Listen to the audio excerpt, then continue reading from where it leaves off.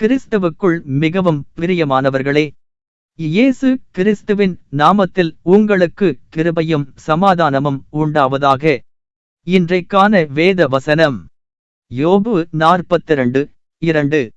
தேவரீர் சகலத்தையும் செய்ய வல்லவர், நீர் செய்ய நினைத்தது தடைபடாது என்பதை அறிந்திருக்கிறேன்.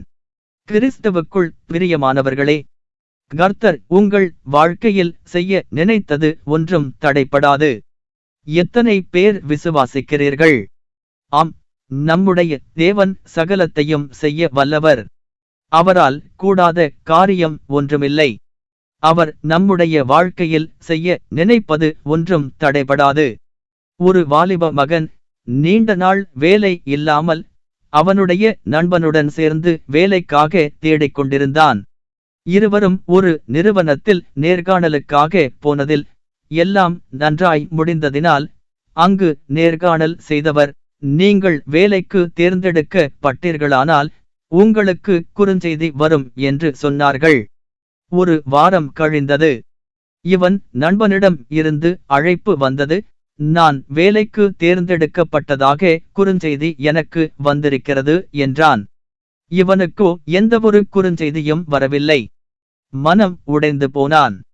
பல வருடமாய் வேலை இல்லாமல் உறவினர்கள் மத்தியில் அவமானங்களும் பெற்றோர்களின் கடின சொற்களின் மத்தியில் வாழ்வதை விட தற்கொலை செய்து கொள்வதே மேலானது என்று நினைத்து தற்கொலைக்கு முயற்சிக்கும் போது அவன் நேர்காணலுக்கு போன நிறுவனத்தில் இருந்து அவனுக்கு ஒரு அழைப்பு வந்தது.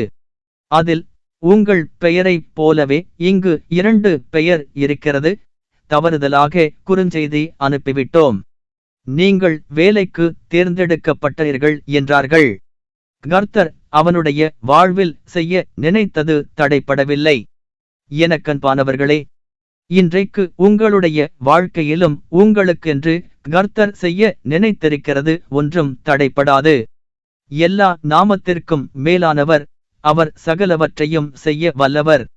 இன்றைக்கு நீங்கள் ஏதாவது ஒரு ஆசிர்வாதத்திற்காக தேவைக்காக காத்திருப்பீர்கள். அந்த வாலிபனை போல எதிர்பார்த்திருக்கிறது கிடைக்காததினால் மனம் உடைந்து போய்விடாதீர்கள். கர்த்தர் உங்களுடைய வாழ்க்கையில் செய்ய நினைப்பது ஒன்றும் தடைபடாது. அவர் சகலவற்றையும் செய்ய வல்லவர். விசுவாசியுங்கள். கர்த்தர் உங்களை ஆசீர்வதிப்பாராக. ஜெபம் செய்வோம்.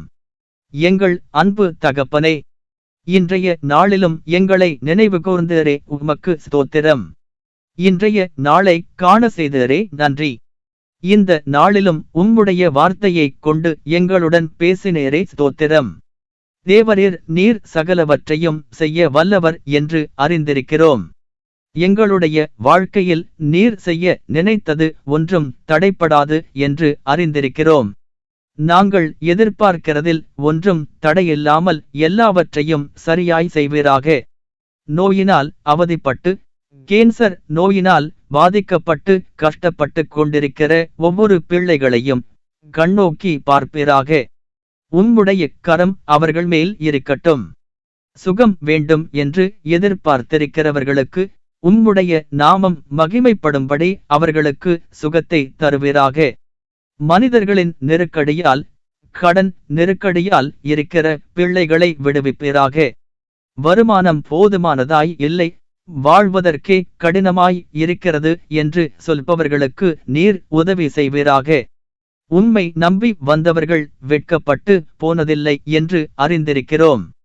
நிச்சயம் உம்மை நம்பி வந்தவர்கள் ஒருபோதும் வெட்கப்பட்டு போகாதபடி வெறுங்கையோடு வந்தவர்கள் பல மடங்கு ஆசிர்வாதத்தோடு திரும்ப செய்வீராக. இன்றைய நாளில் பிறந்த நாள், திருமண நாள் காண்கிற ஒவ்வொரு பிள்ளைகள் மேலும் உம்முடைய கரம் இருப்பதாக. பல மடங்கு ஆசிர்வாதமும் சந்தோஷமும் தருவீராக. பெற்றோர்களை இழந்து, பிள்ளைகளை இழந்து, கணவனை இழந்து, மனைவியை இழந்து தவிக்கிற ஒவ்வொரு பிள்ளைகளுக்கும் நீர் ஆறுதலாய் இருந்து பார்த்துக் கொள்வீராக.